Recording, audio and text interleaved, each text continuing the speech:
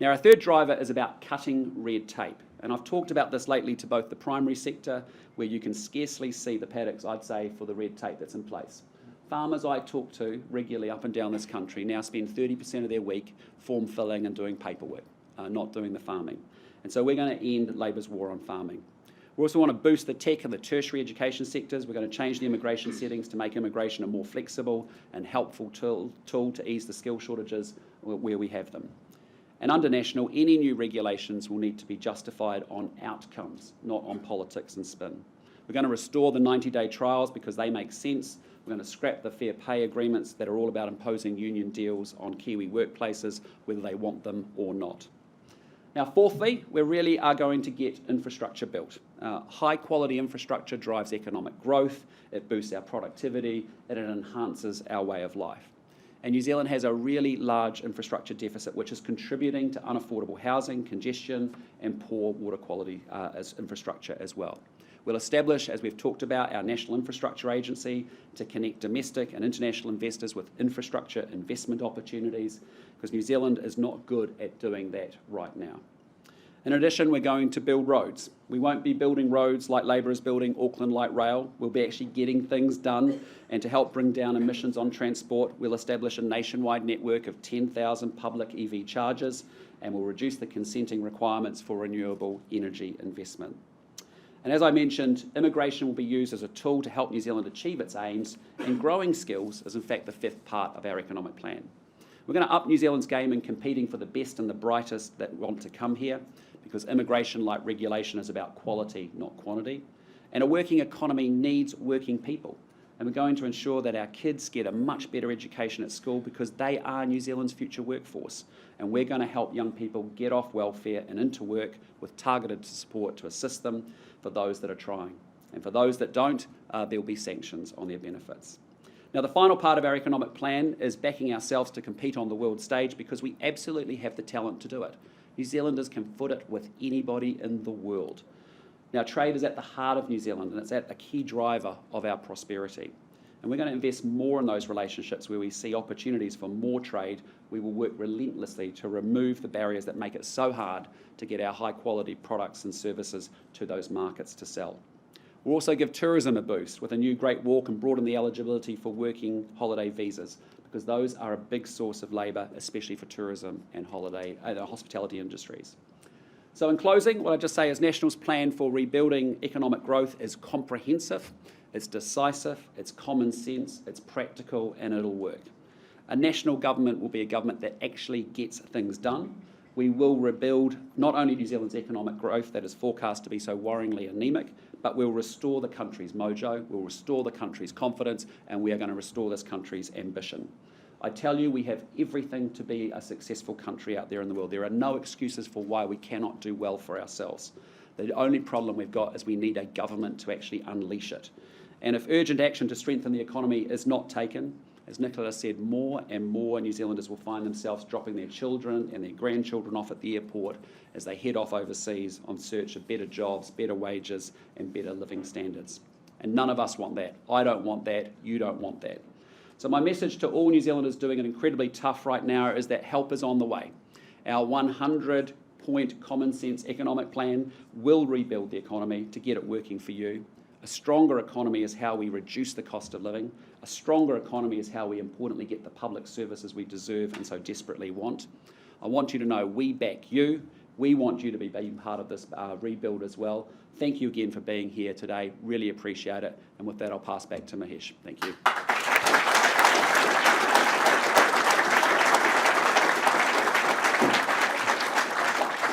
Ladies and gentlemen, thank you so much for coming in today. We've heard a wonderful discourse in regards to the current state of play, and there are so many candidates and MPs here, and when we go out door knocking, we hear the stories. We hear the stories of the father who's had to sell his construction vehicle to pay rent. We hear the story of the single mother who's got to pay bills and is struggling. And as much as you talk about the economy, these are the pieces, right? And thank you, Nicola, and thank you, Christopher, for charting out a clear piece around the financial situation of the country and a brave new economic future. Thank you so much. Ladies and gentlemen.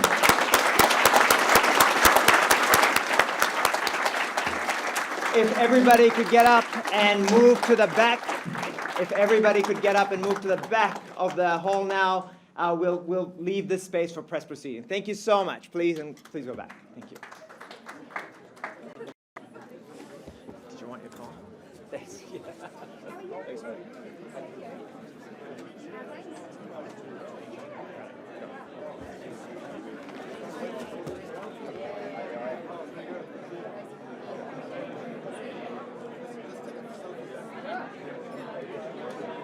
Is that all right? Yeah. Those Chris's notes. Yeah. Is that all right? Perfect. Oh, yeah. I see.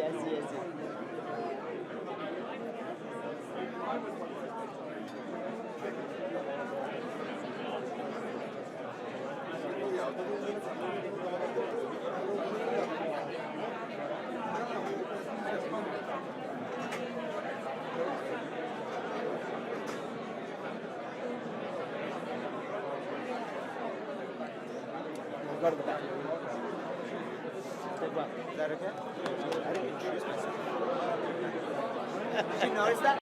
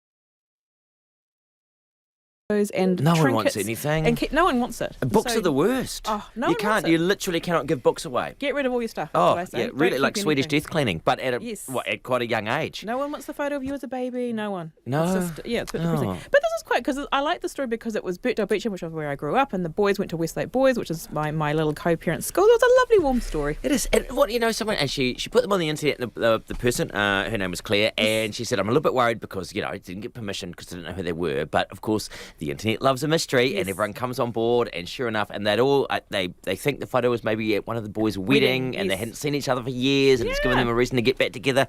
Feel Good Friday story. Yes. Yeah. But also on that same storyline was the lady who went to another secondhand shop in America. Was much more exciting though because she bought a painting. And she just took it home. She bought it for $4, I think. It was $4, yeah. $4. Turned out to be one of the lost paintings of Wyeth, J.L. It's like a lotto thing, eh? Like, there's always a NC chance. There's always a chance that the painting is valuable, but more often than not, I imagine not valuable. Yeah. But Sold it for $191,000 from her $4 initial investment. now I am thinking maybe I should spend more time just collecting art from second-hand shops and auctions and paying as little as I can and then putting them online and seeing if someone goes, oh, that's a lost master. But No, Well, it's they mostly just probably dogs won't. playing. It's mostly just dogs playing poker that you find. remember the great Roald Dahl story of the No. guy of the antique hunter, and he tracked down this very rare and very valuable piece of furniture, and he convinced the guy to buy it for hardly anything. So I'm just going to buy it for firewood, and he came back to collect it, and the guy, spoiler alert, the guy had chopped it up into pieces for him. Oh, that's odd. It's No, great. It's one of the great. No, One of the yeah, great Roald but Dahl stories. I loved that story, and that's why you do go into secondhand shops and you rummage around, eh? I love a rummage Yeah. in a second-hand shop, but you always come away with something that you don't really need, and really it's, people talk about the circular economy. That's basically second-hand shops where you Yeah. just go and buy stuff and you drop off stuff that you don't want that you'd bought at another second-hand shop, Yeah. and this just goes on. Or the auction houses. and on. Yes, I always end up buying things like nutcrackers, which I think What? I think I need a nutcracker because otherwise I've got a whole lot of fresh walnuts and I have to use a hammer, and I get too enthusiastic and I smack them and then they go all over the kitchen. But don't you, when you're buying a nutcracker, don't you think, wait a second, strange into deja vu, have I bought a nutcracker before? Well, yeah, it's a good point. Yeah, you're right. But they're not all nutcrackers are created equally. Some of them don't actually crack the nut. Yeah, I got banned from buying a lot of like local history books and things like that, and I was banned when my wife found another unopened paper bag of local history books. Yeah. Because they're there. We travel, and there's been a lot of kerfuffle in the last little while around the airport and the queues at the thing. The civil society breaks down when people feel as if they can just flout the rules of etiquette. There was a guy on a plane, of course he was American, and it was described as a mad 21 second dash down the aisle. He's in row 25, literally as soon as the plane, people are unable to take their seatbelts off, he's up and he runs down the aisle, he's going underneath people who are reaching into the overhead lockers and gets to the front. He says, "This is how you do it, get out of the way." Yep. And I just thought, Everyone, either people Why? hated him or they admired him or they envied him. Yeah. I'm very much a person that I wait, but I'm not. I don't like being last off, to be honest. But I'm never in a hurry in my life. I just it's like water, the decorous sort of flow of water from the front. As people, the worst one is the people who've put their bag behind them and they have to get up and they try to go down to get them. Yeah, but sometimes that's all you've got. If you've got, like, everyone's taken all the overhead because they've got too much luggage. They're the ones who you should hate, really. they haven't paid for the extra bag and they're carrying everything Why on the have plane. they got 3 bags? How did they manage to get that in? How did they manage to get that on? But I like the fact that they did some research into the best way of doing it, the most efficient way of clearing a plane. And it was the oddest one. It was like everybody on the aisle goes first, then everybody in the middle goes first, not into next, it. and then How? everybody goes... How do you choreograph It was that? 35% faster. God, look, I tell you what, when people are queuing to get off the plane, and I'm a little bit of a waiter, I'm happy to kind of Yeah. wait. I try not to check a bag, actually, to be honest, because Same. that time you're waiting for a bag, that's your time. You never get that time back. No. And I'm quite happy to wait, but I don't even know what I was going to say. Oh, no, I know what I do. And while I'm thinking, because I like to sit in the exit row as well, because I want the responsibility of, What, saving people's lives? yeah. Oh, Really, just no. getting off first. Because I've seen how long it takes people to disembark calmly and peacefully. And you're not, if there isn't some kind of an incident, no one's getting to that door. Well, you fly a lot as well, don't you? Yeah, and so I've got a lot of strategies. Over the top of the seats, that's the way to go. What? Yeah, if there's an accident, you don't try to get into the aisle because everyone's in the aisle. Boom, straight down the Over seats, the women straight and over the children. seats, like hurdles. Crushing people. I mean, over the women and children. I mean, if they're still sitting in their seats, then Sorry. perhaps they're I mean, unconscious. They What's won't serious? notice. I In don't one of know. those little regional airline planes where there's probably only about 12 seats, and Oh, I love a Radar's small plane. he's just flying straight along the top. I really enjoy those really small planes, like the ones out to Great Barrier and things like that, where the Like the pilot, Cessnas? yeah, literally the pilot drives the little golf cart and gets you out to the plane, and then you help him load the bags on, and you're sitting next to him in the front. But I do love you ever those sit in planes. those and wonder what you would do if they just suddenly flaked on you? Like, do you ever sort of watch and think and visualise, okay, I might have to actually fly this thing? No? No. No. How hard Okay. could it be? Is it Well, hard? Could you Google it as you're doing it? You should probably Google it. How to fly a plane. Quickly. We've got to talk about methamphetamine, people. Yes, we have. Yeah. I love journalists who try to push the system to see where the rules apply. Kirsten Drysdale just had a baby. She's a journalist for ABC over in Australia. And she answers a whole lot of strange readers' questions. How far can you push things? And she thought, I wonder how inappropriate a child's name can be. And so she's just had a child, and she put the form in to say, I would like my child to be called Methamphetamine Rules. And thinking, they'll never allow that. And lo and behold, a birth certificate turns up. And there is the name Methamphetamine Rules. She says, I don't know how it slipped through. Maybe they thought it was Greek or Roman Or funny. or funny. That'll learn you. Yeah. But why don't you just shorten it? To what? Like to methy or Methy. meth. Myth. That sounds like Beth. Yeah. But what's interesting is that apparently in New Zealand, and I've heard this from a very unreliable source, but in New Zealand, like if you change your name, if you legally register a baby's name and then change it, forever on the actual records it says so-and-so formerly known as. So even if little methamphetamine now becomes, I don't know, Molly or, Michelle, it's going to be Michelle, formerly known as Methamphetamine Rules. It's legally. actually the way that you said it, Catherine, it just made it sound like such a beautiful name. It's beautiful. Yeah. Well, Little Methamphetamine. methamphetamine. Methamphetamine! Come here! Methamphetamine! Meth! Nonetheless. Oh, you're a I've naughty told you kid. I many reckon times. that there was someone who just looked at it and went, oh, go on then. What if she has ADHD? Methamphetamine! Don't know. Hey, look, Speedy. my favourite time of the year, not daylight saving. The Ig Nobles have just come out. Love the Ig Nobles. For those of you, most of you, because you're intelligent people, otherwise you wouldn't be listening to RNZ. They are the sort of like the Nobel Prize, but for strange kind of research. These are real. This is real research. real though, eh? research. I thought it was vital. fascinating. It's vital and real. Fascinating. And so some of the prizes this year, why geologists and paleontologists lick rocks. They did a study on that. It turns out that Hungry. it helps them to see if there's little things on the rocks, fossils and things. Do you have to lick them though? No. Oh, just as choice. I like the effect of anchovies' sexual activity on ocean water mixing. Like how much ocean water could possibly mix by the frantic, I was Of going to say anchovies. copulation of, I don't know how anchovies mate. Now there's my afternoon, my weekend's taken care of. Oh. Yeah, got to go figure that I out. like the one with the spiders. So they use the spiders because spiders have like sticky stuff on them. So Yeah. they use them as like a sticky substance so that they didn't have to reinvent Velcro or something. So, because they said we use, humans use furs and Yes, skins, yes. why don't we use the legs Clever. of spiders? The legs, that's clever. And so what do they There's do? A I lot of never got to spiders. the bottom of it. Did they sort of use the legs and just implant them onto machinery? Yeah, but like it's a lot. sort of It's a lot. though. Fake legs for robots made out of actual spiders' legs. That's a lot of spiders. Laura spiders? A lot of spiders. It's a lot of spiders. Yes, I like that. The counting the nose hairs one. What was that one again? I just read counting the nose hairs. And It was thought, whether oh. we had an equal amount of nostril hairs in That's each it. nostril. There weren't as many nostril hairs as I was anticipating, especially from some I've seen. There was only like Yeah. about 100 or something. Oh. Oh, that is surprising. Yeah. But yeah. They were deceased, however, by this stage. So I don't know. What, dead people? They counted the nostril hairs of dead people? Well, you can't just bring in a live person and count their nostril hairs. I think, Well, like, they'd keep sneezing. I think they use cadavers for it. Yep. Irene's a pet lover. She's got pets. I had a There's pet. My pet died. Oh. Yeah, thank you. Oh, this is Poor methamphetamine. She died. this is awkward. One of those A cat. fancy pet No. insurance companies Yes. have put out they have the Hambone Awards, which are for bad pet accidents, named after a dog who was locked in a fridge and he ate an entire holiday ham while waiting to be good discovered. boy. What a good good boy dog. He was, eh? He survived. He had a bit of what do you call it, exposure. That was Mild about it. hypothermia and I did overdose read- on Frostbite. ham. Yeah, I read through all the ones that are up for Yeah. nomination. I thought they were a bit boring. It's just like cats that got stuck in a couch. That was alright. I mean, it survived. It was fine. Don't get God, worried. I I did like once. the determined Labrador from Anaheim, Sonny, dragged his crate 5 feet across the room to get close to an electrical outlet and snagged and ingested 3 phone cord charges. What? How? It was a Labrador. Eats Yeah, a anything. determined Labrador. Yeah, they do eat anything. Yeah. Labs, eh? You've got to Just- watch those cats with a folding divan, a Oh, folding sofa. imagine. I've had a nasty experience with that. Oh, have you?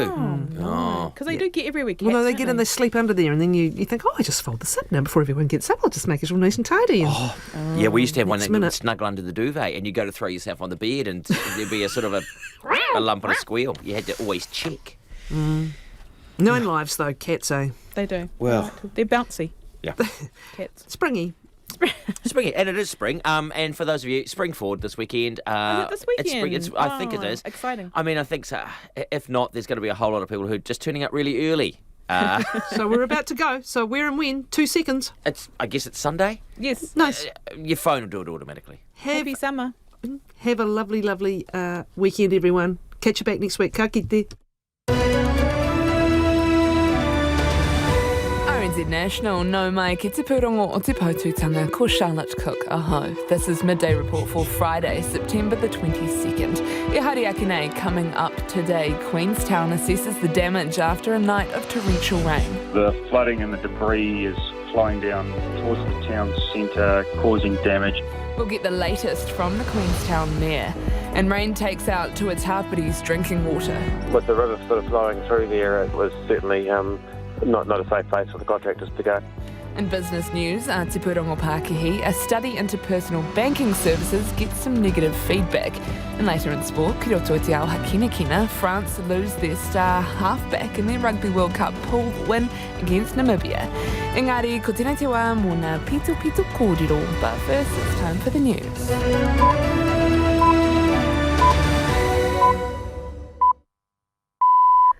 RNZ News at midday. Good afternoon, I'm Nicola Wright. Queenstown has recorded its wettest day in nearly a quarter of a century, getting 87 millimetres of rain in the past 24 hours. A state of emergency was declared as residents woke up to landslips and flooding. Adam Burns reports. Rain has eased in Queenstown, with officials now assessing the extent of damage. Flooding and debris flows surged into isolated parts of the town centre, with several streets now cut off to the public. More than 100 residents have been evacuated from the Brecon Street and Reavers Lane areas. Schools are closed, with more than a dozen roads closed throughout the district. The severe weather comes off the back of a cryptosporidiosis outbreak linked to the town's main water supply. A boil water notice remains in place for businesses and properties across Queenstown. Wakatipu High School Principal Oded Nathan says the bad weather forced it to close today. We've got teachers who come to the high school from throughout the basin, and even in Cromwell and Glenorchy and Kingston. There was some difficulty coming in from Cromwell, Pisa Moorings, so there was some road slips and things like that from Cromwell that impacted them. The rain stopped in parts of Southland, but rivers remain high, and the district's mayor says the flood emergency is not over yet. Southland Mayor Rob Scott says most of the rivers are now falling, but some will continue to rise throughout the day. A number of roads remain closed, and emergency services are helping people whose cars have got stuck in floodwaters. Yeah, I mean, I'm standing next to the Waiawa River at the moment, and it certainly wouldn't normally be where it is now. It's lapping past the cars. I've got about a metre and a half stretch of road on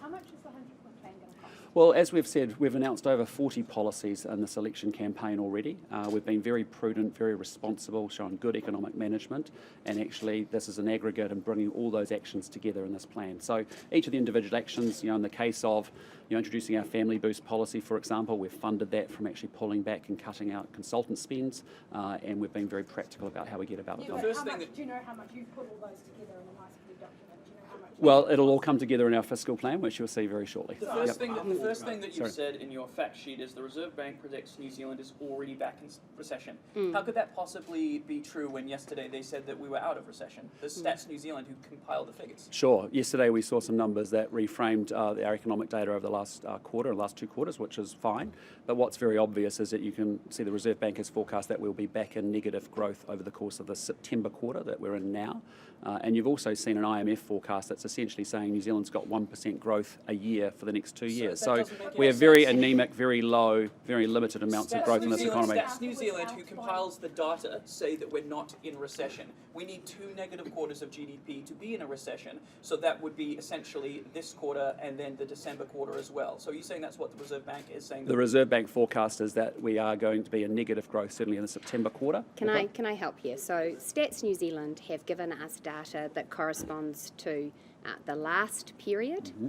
What the Reserve Bank have done is forecasts for what's happening right now and what's going to happen in the next 6 months. And what they've said is happening right now is that our economy is shrinking. They've given a quarterly forecast that it's in contraction. They've then said that in the next quarter it will also be in contraction. New Zealand defines 6 months of contraction as recession. Mm-hmm. So according to the Reserve Bank forecast, no one knows what's actually happening right now because we don't have the stats data yet, but according to their forecasts, they expect this to be a 6-month period of recession. So then how can you put that as fact? You've put under a fact box that we predict to be in a recession. That's not a fact. That's it is a fact that they are predicting that. Yes, but you've just said no one actually knows what's happening right now. So that is slightly misleading, isn't it? I disagree because that is the Reserve Bank forecast and we have framed it as their forecast. So the Reserve Bank also... Sorry, Lloyd. Yep. Are forecasts and predictions, are they facts? What I'd say to you is they're the best estimate of what we've got going forward, and we have to say that is the reality of what we're going to face going forward. And so for me, when we say the Reserve Bank of New Zealand is forecasting that we're going to have 2 quarters of negative growth, that is their current best position and assessment of where things sit going forward. Frankly, the reality is for New Zealanders watching this, they know that they're actually facing high levels of inflation. Food prices are going through the roof. They know they're really struggling. You saw new data come out yesterday about the increase in rents. And we know we've got thousands of New Zealanders about to refix their mortgages and having to find $700 extra a fortnight. So New Zealanders see and feel it, as I've been saying. And the reality is, whether you look at a number of different forecasts going forward, the reality is New Zealand has incredibly low, anemic, low growth. That is not an answer that we have to accept. So the forecast is the best estimate and assessment of where things are going, but we do get to change things and actually change where that forecast goes in reality, and that's what this is about today. Well, they are the most official forecast that we can get from the Reserve Bank of New Zealand, other forecasts that we've seen from the IMF about the outlook for New Zealand. And I think we can align and say that's our best forecast that sits there today. But my answer is very clearly that we get to change that outcome. We get to change that forecast if we put actions in place to determine that we want to do something different about that. Why are you using the Reserve Bank? Why not the Treasury? Well, it's just the Reserve Bank is the ones that have been saying we're probably in negative growth this September quarter, likely to be again in December quarter. We've seen an IMF forecast for the next 2 years at low levels of growth, and what we've seen is stats then go back and with revisionist data and updated data, update the last 2 quarters. The Reserve Bank also were wrong by 0.4% in their last prediction. Yeah. If they're They wrong were. 0.4% this time, no, it will show that we aren't in a recession. Sure, but Positives are I just say to you, this is the wrong conversation. The reality is, step out and step out. It's our forecast, right? It's the most accurate forecast that governments use to say, here's the outlook going forward, and that's all that this is about. But the reality is, we have low anemic growth, and whichever way you make the assessment going forward, that is something that we should be trying to change in New Zealand. We shouldn't just be accepting that the forecast is going to become our reality. We need to put a series of actions together to actually change the economic outcomes for New Zealand. We can't just sleepwalk in accepting that forecast is as good as it gets in this country. And that's what I'm interested in, is about action and making sure that we put these 100 actions into place that actually unblock the economy, get it moving, get people investing, get people wanting to take on risk and actually innovate and get the show back on the road, because this is not a great outcome for New Zealanders. If you did that in the economy grows, the economy could grow too fast and it will add to inflation and actually just keep the problem going. Well, what I'd say to you... How do you get that balance? Well, look, I mean, let's be clear. We have Chris Hipkins in economic la-la land. This is Chris Hipkins and Grant Robertson who have increased government spending by 80%. They've added $125 million extra a day on tax. They've blown our debt out from $5 billion to $100 billion. This is a government that has an economic plan that is quite simply spend more, tax more, borrow more. That is not a pathway of success for New Zealand. We have seen the actions of that over the last 3 years. It hasn't worked, and we need a different plan to do it. We understand the economy. We've built this 100-point action plan in concert with New Zealanders and also in concert with the business community to say these are the practical things that get the show unblocked and get the country back on track and moving with some positivity, some ambition going forward. And it's our best shot to start to change the forecast becoming our reality, which we do not accept as a reality for New Zealand that we want. The allegations surrounding Shannon Halbert, how has Labor handled them? Well, look, that's ultimately a decision for Chris Hipkins and the Labor Party. How confident are you of flipping that Northcote seat? Critical given his comments about your MP Tim. Well, it's obviously it's an issue for Chris Hipkins and the Labor Party, as I say. You know, again, my bigger issue is actually hearing Chris Hipkins today say that he's going to work seamlessly and wonderfully with the Te Pāti Māori and the Greens. I mean, this is a leader of a political party who can't even work with his own cabinet and his own caucus and manage them and lead them well. And you throw the mess of Te Pāti Māori and the Greens on top, both wanting a wealth tax that will put a wrecking ball through our economy.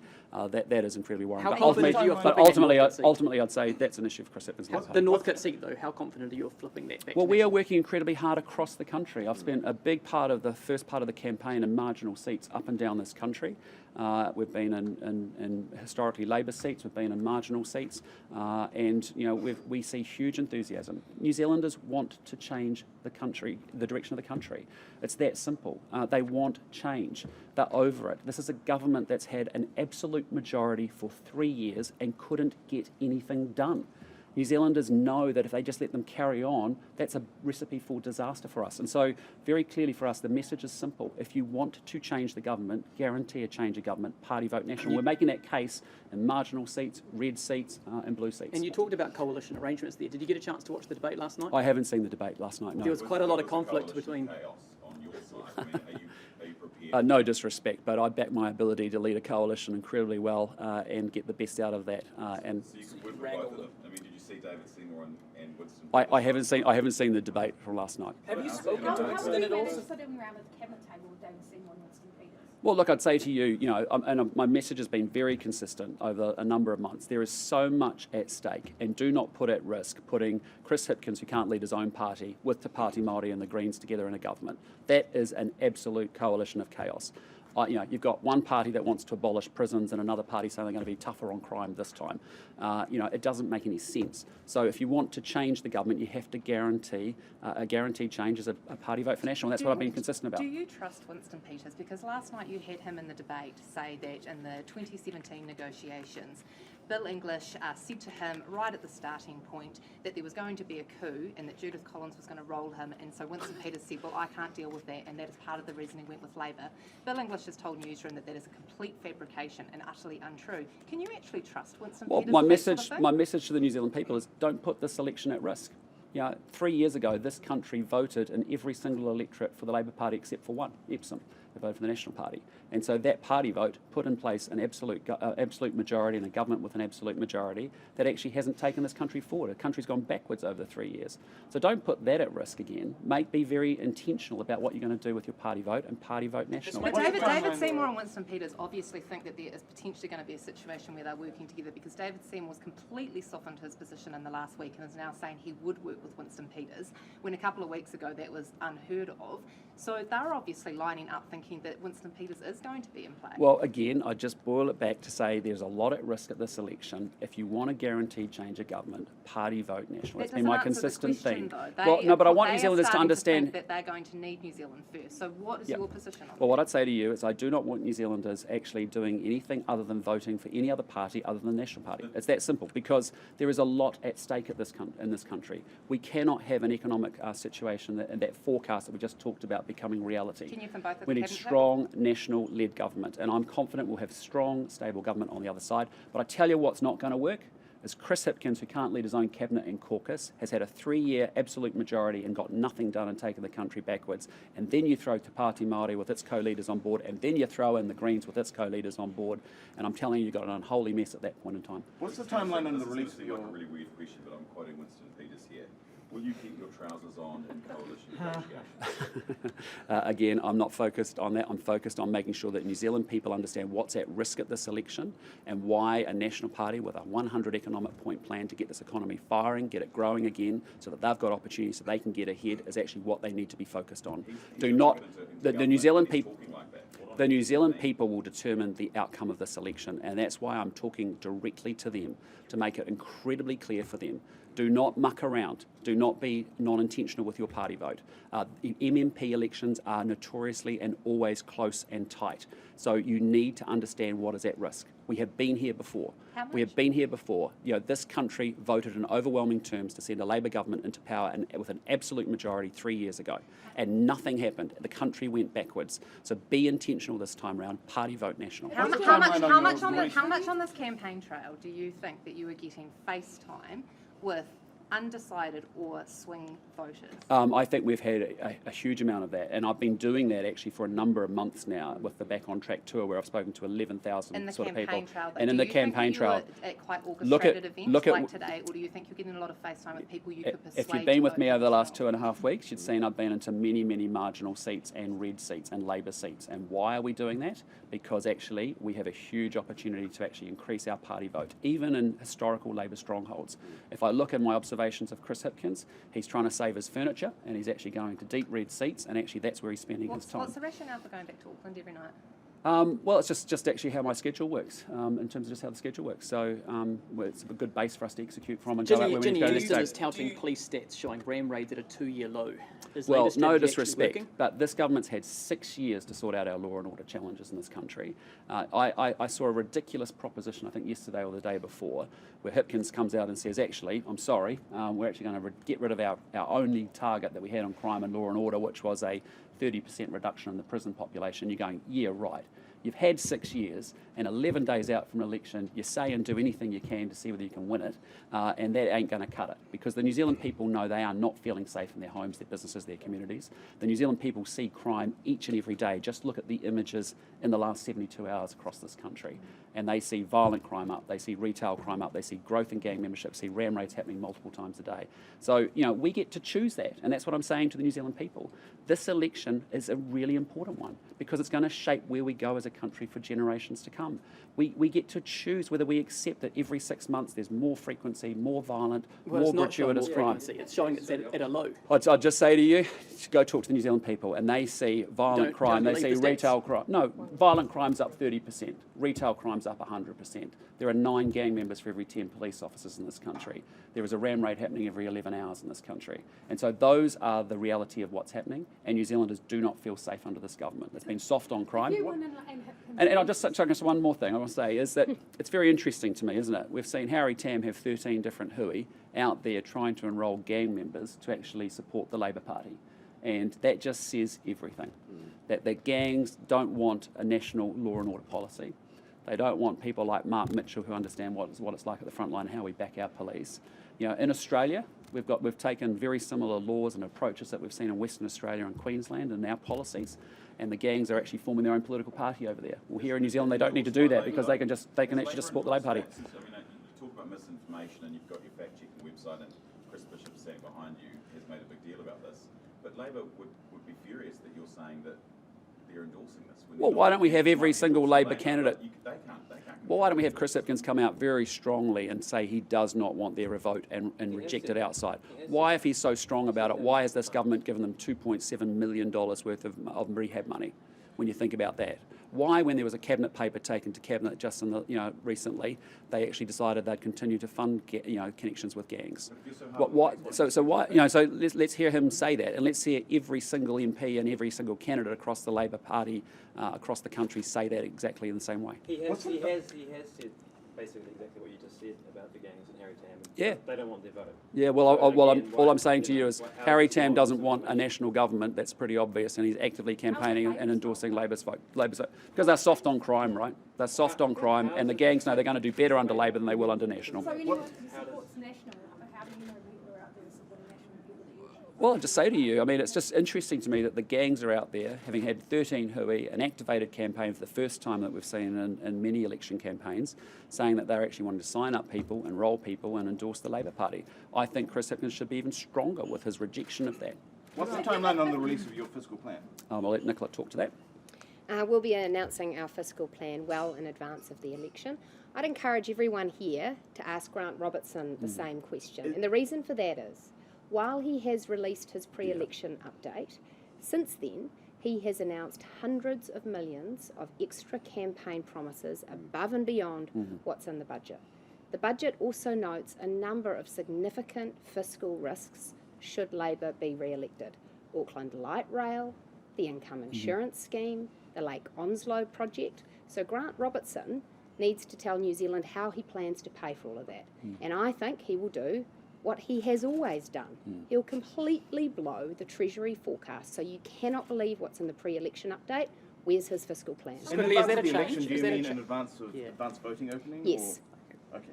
Some of those fiscal risks include things like building more state houses, and there's not necessarily enough money to build more state houses. You've said the other day that you do want to keep building them. Is that going to be part of your fiscal plan? Is there going to be money in there to build? Yeah, I mean, our commitment is very clear. Chris and I have talked a lot about it. I mean, we are confident that we can deliver the track that was laid out in the budget this year by the government. Our mix will be slightly different between KO and community housing providers. But, let's be clear, across the housing market, Labor has been an abject failure, whether it's home ownership, whether it's rental, whether it's state or social housing. And the issue is about lack of supply. So we are very committed to that and actually getting outcomes. So there's definitely money set aside in that fiscal plan. Well, Kāinga Ora have already had significant capital funding committed to them. So we will be looking to get a lot more value out of that funding. Can I clarify too? Free school lunches. Are you committed to that for the whole next term?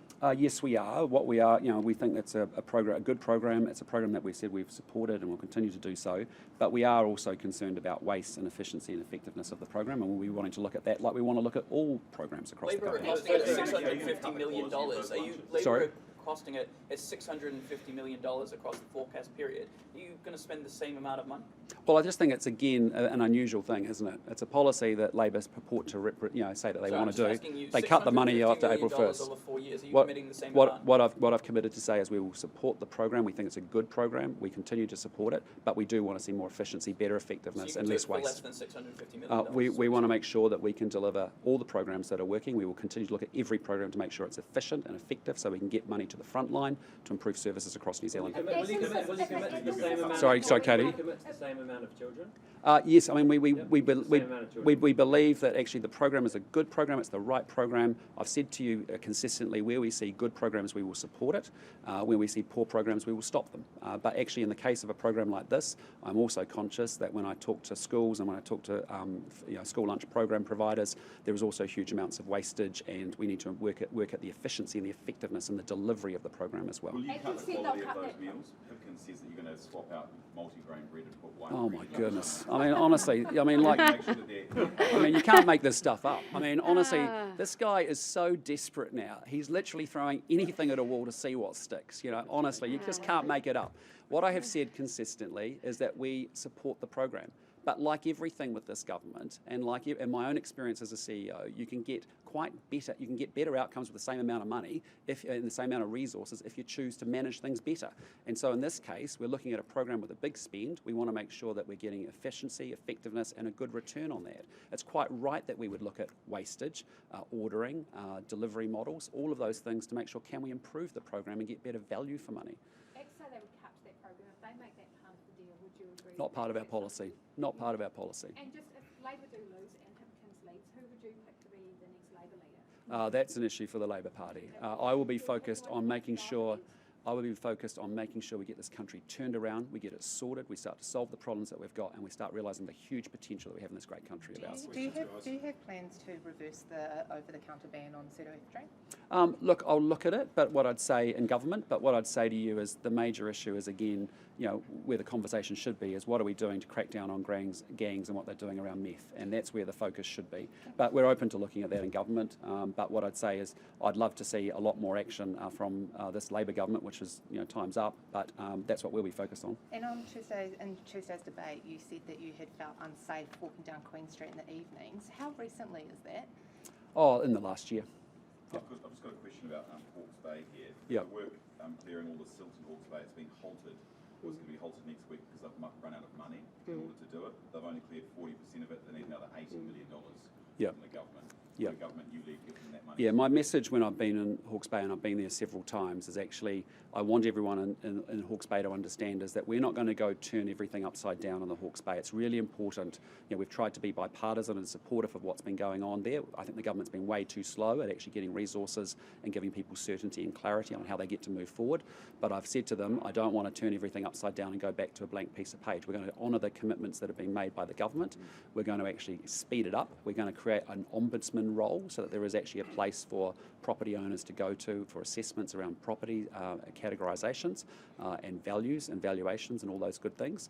But we are going to keep making sure we rebuild that region back very strongly. We're very committed to that. On the doctor's strike, do you think that they need to be paid what they're demanding? Look, I mean, as I've said before, we're going to increase spending in health and education every year that we are in government. On the current strike? I am not party to those negotiations. That is something that happens between the government and the union. But I would love to think that we could pay our doctors more, and I'd love to think we could pay our nurses more. But again, what I'd say to you is that we're not party to those conversations. They are negotiations that are taking place. But the bigger issue here is, again, we are seeing waiting list times across the healthcare system blow out. And again, that's what I'm going to be focused on: rebuilding the workforce, homegrown doctors, homegrown nurses, getting our immigration settings right, make sure we put targets back in place because that saves lives and focuses everybody, and importantly, getting the funding moving from the back office and then recycling it so that we can actually put it into the front line with doctors, with nurses, with the delivery of healthcare services. Can I just ask you about scrapping Lake Onslow as well? Yeah. You want to double renewable energy. Absolutely. But there's this winter peak, and that's why the coal's used. No. Did you have plans to kind of transition to 100%, and what are you going to do if you don't have a battery kind of? I'll let Chris talk to this, but we've got a good plan. Lake Onslow is not required to increase our production of renewable energy. In fact, it's actually a big barrier to the increase in renewable energy because you've got a whole bunch of investors and electricity generators right now who are holding back from making investment decisions into new wind, geothermal, hydro and solar because the government has come in and said we're going to spend anywhere up to $30 to $40 billion building our own government-owned scheme in the wrong place.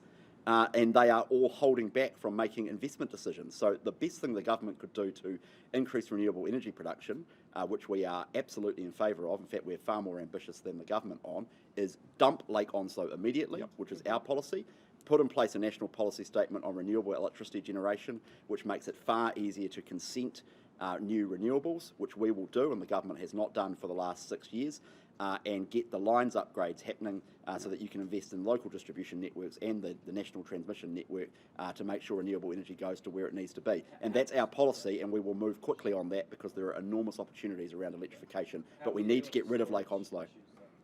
Well, in the winter peaks, at the moment, we have Huntly operating from coal. Over time, Huntly will come off coal.